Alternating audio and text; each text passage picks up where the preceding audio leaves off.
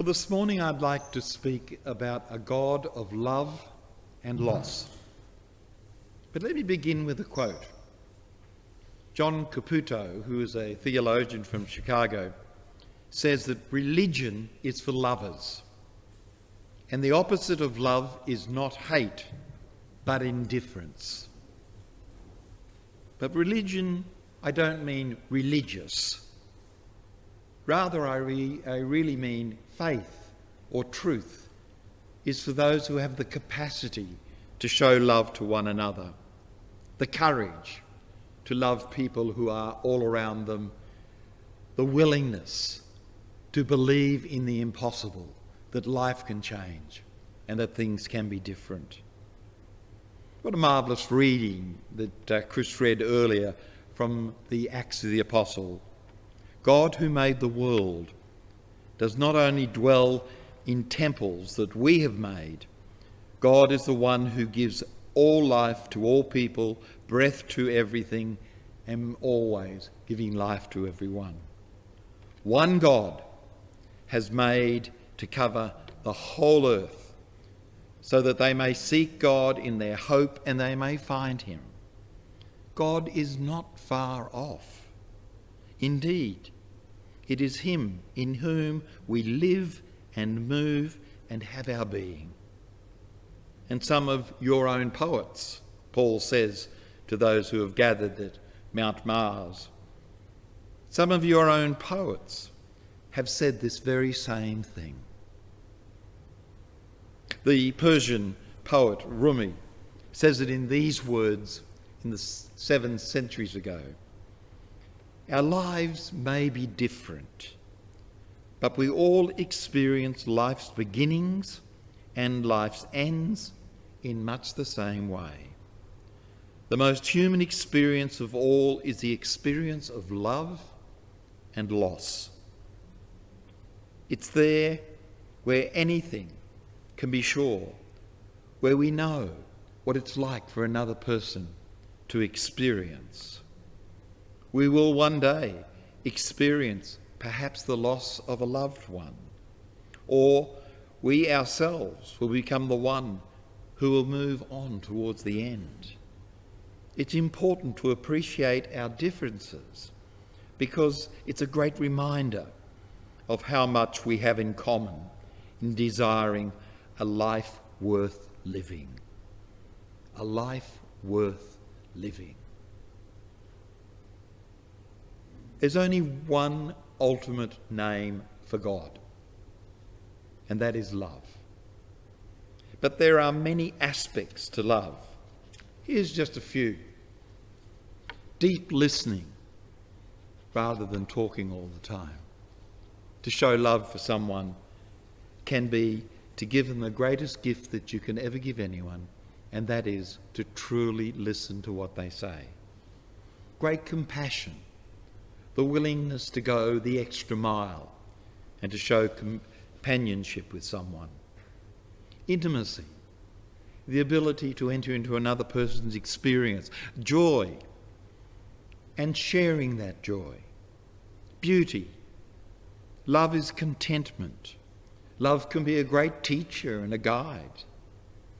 The arms that hold each one of us in every moment can be the arms of love. The fellow sufferer who understands our deepest pain. God as the living whole of the universe, the life of the cosmos, the placeless, the place where there is divine direction, order, transformation, and love. I was told a story many years ago. It was about a young man who plops himself down in the pew next to an elderly woman. He says, I can't believe this anymore. To which she replies, don't worry, dear. Today I'll believe for you. Now, what was she really saying? Was she saying that I'll believe in religiosity for you today? I'll believe in doctrines for you today? I'll believe in dogma for you today?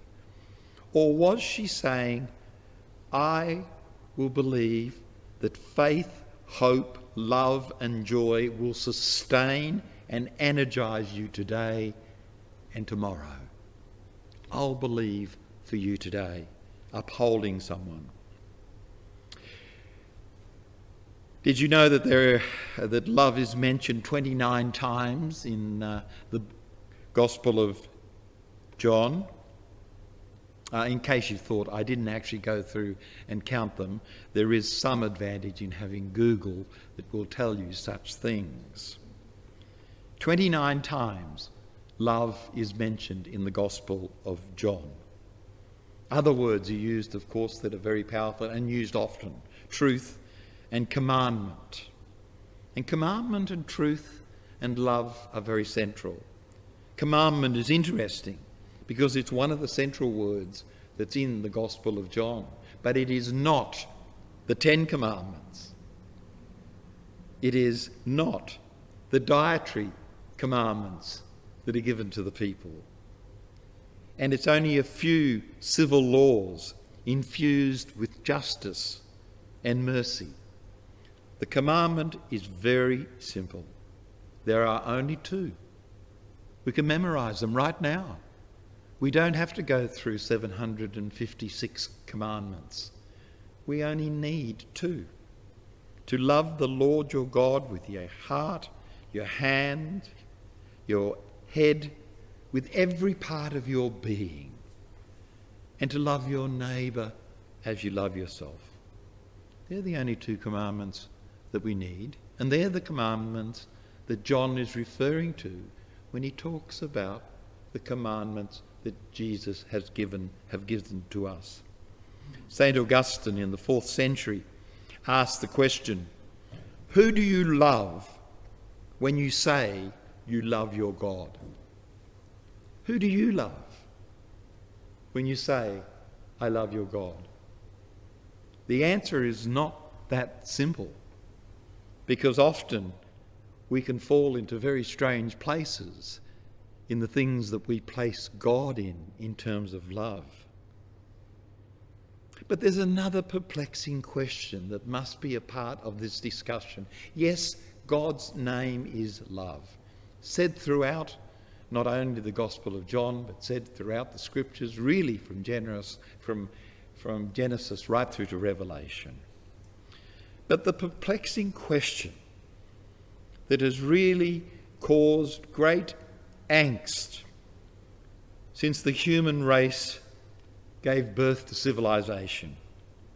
And it's not an easy one.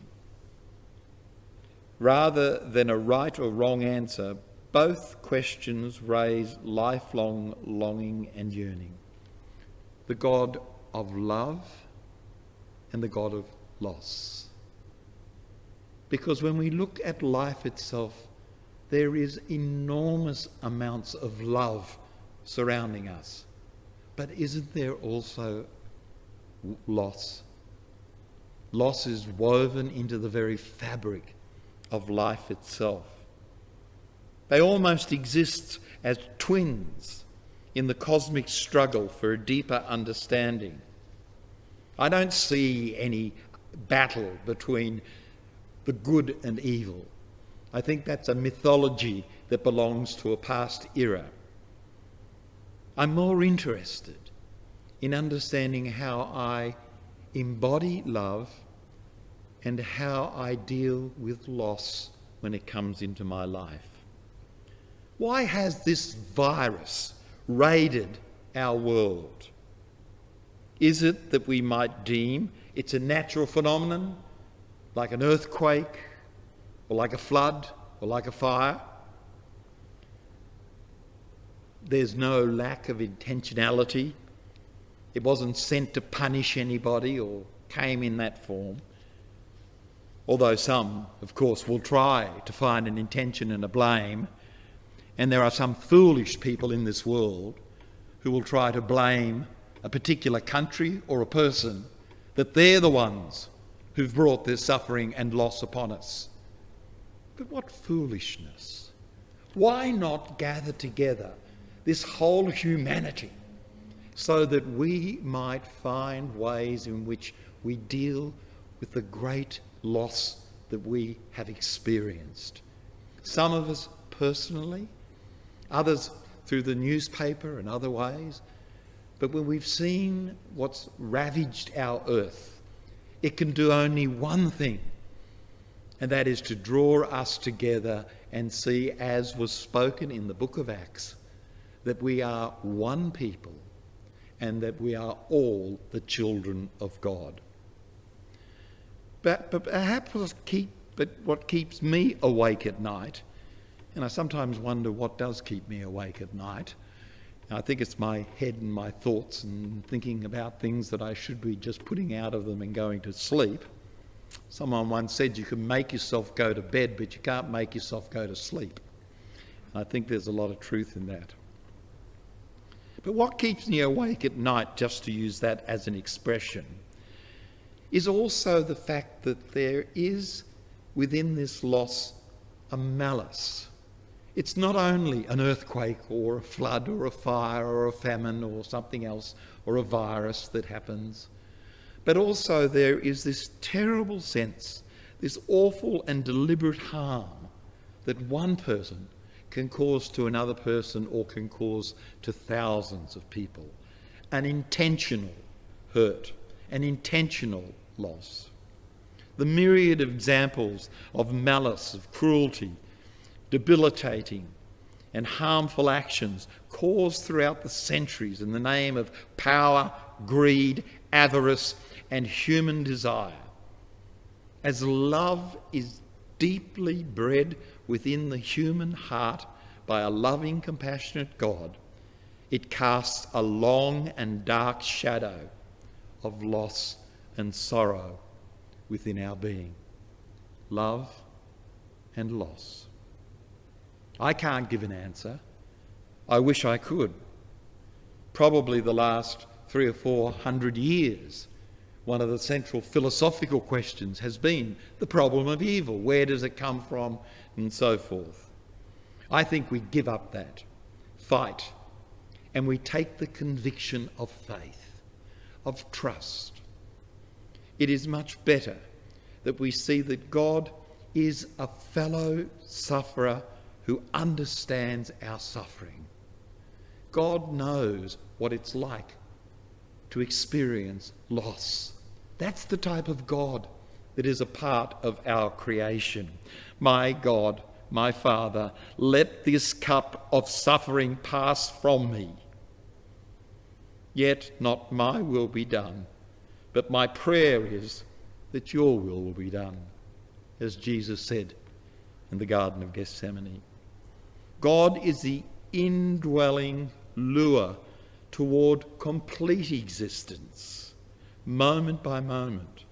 God and humanity share deeply in suffering, and it is the only way that we can face the very impossibility of life, and that is that through great suffering, great truths, faith, love, joy, are manifest.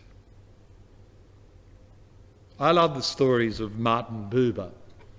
Martin Buber is a Hasidic Jew, although he is Austrian, Palestinian, Jewish and Israeli, all in the same. And I think he also has Hungarian citizenship as well. He has written probably 200 books over his life, and he's still alive. Into his 90s now. And this is one of the stories he told, and I'll finish with this story. It's about love and about loss. The angel and the world's domination. There was a time when the will of the Lord, whose hand has the power to create and to destroy all things, unleashed an endless torrent of pain and sickness over the earth. The air grew heavy. The moisture of tears filled the earth, and a dim exhalation of sighs clouded over it. Even the legions that surrounded God's throne were not immune to the hovering sadness that was all around. One angel, in fact, was so deeply moved by the sufferings that he saw below that his soul grew quite restless. Then he lifted his voice in song with others. A note of perplexity sounded among the strains of pure faith. His thoughts rebelled and contended with the Lord. He could no longer understand why death and deprivation need serve as connecting links in the great train of events. So one day, he felt to his horror that the eye of the All-Being was piercing his own eye and uncovering the confusion in his heart. Pulling himself together, he came before the Lord, but when he tried to talk, his throat dried up. Nevertheless, the Lord called him by name and gently touched his lips. The angel began to speak. He begged God to place the administration of the earth in his hands, just for 1 year, that he might lead everybody into well-being and joy. The angelic bands all trembled at the audacity of this angel to say this. But at the same moment, heaven grew bright with the radiance of God's smile. He looked at the supplicant with great love as he announced his agreement. When the angel stood up again, he too was shining. And so, a year of joy and sweetness visited the earth.